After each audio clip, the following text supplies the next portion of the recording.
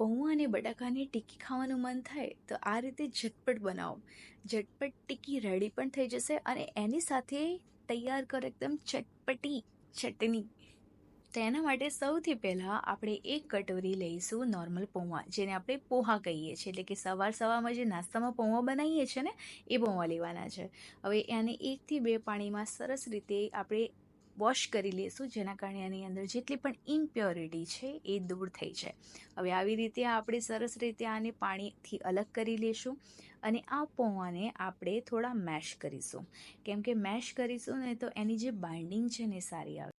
આવી રીતે આપણે એને સરસ રીતે મેશ કરવાના છે, એટલે કે લાગવું જોઈએ કે આ પૌવા નથી, આ કોઈ આપણો ડો છે. તો આવી રીતે સરસ રીતે આપણે આને મેશ કરીશું. મેશ કર્યા પછી આપણે આની અંદર એડ કરી બોઇલ આલુ અને બોઇલ મટર. મટર આપણી પાસે અવેલેબલ હોય તો આપણે એડ કરી શકીએ, બાકી સ્કીપ પણ કરી શકીએ છીએ.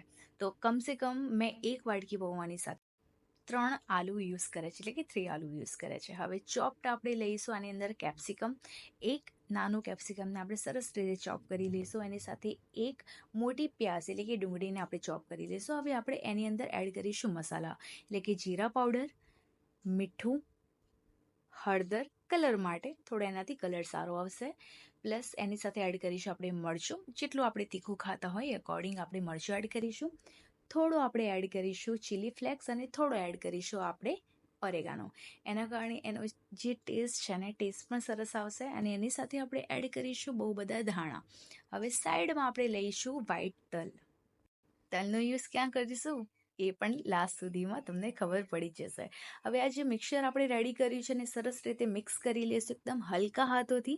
અને આની અંદર આપણે પાણી એડ કરવાની બિલકુલ જરૂર નથી. હવે આપણે આને એક ટિક્કીનો શેપ આપવાનો છે અને આ જે તલ નીકાળ્યા હતા ને એને આપણે આને અંદર કોટ કરીશું.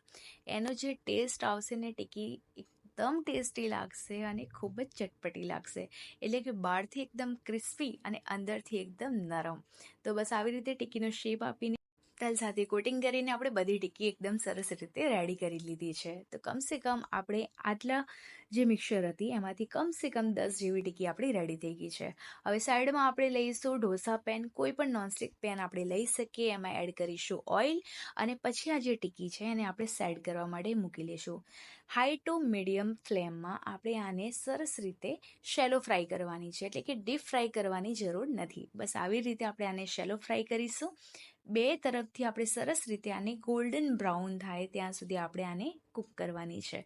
આની અંદર કોઈ પણ એવી વસ્તુ નથી કે જે કૂક ન થઈ હોય, એટલે કે આલુ કૂક છે, પૌવા કૂક છે, તો ઓલમોસ્ટ કોઈ વસ્તુ આપણે આની અંદર કાચી લાગવાની નથી.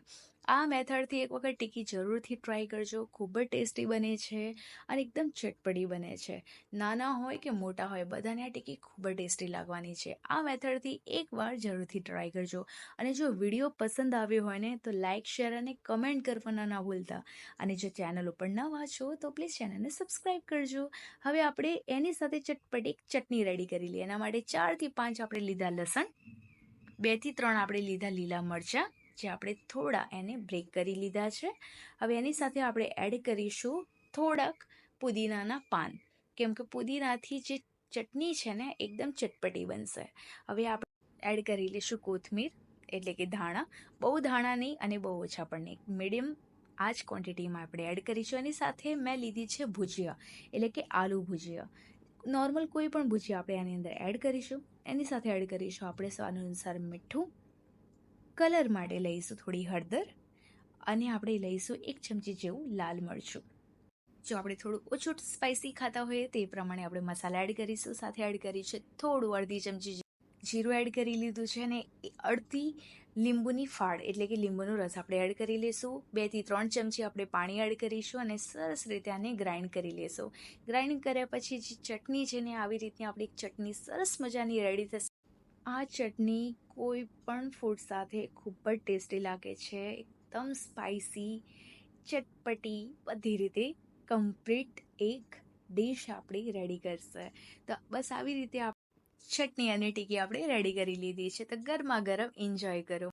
વિડીયો પસંદ આવ્યો હોય તો લાઇક, શેર, કમેન્ટ કરવાના ના ભૂલતા. મળીએ નેક્સ્ટ વિડીયોમાં. ત્યાં સુધી જય શ્રી કૃષ્ણ, રાધે રાધે. અને હા, ચેનલને સબસ્ક્રાઈબ કરવાનું ન ભૂલતા.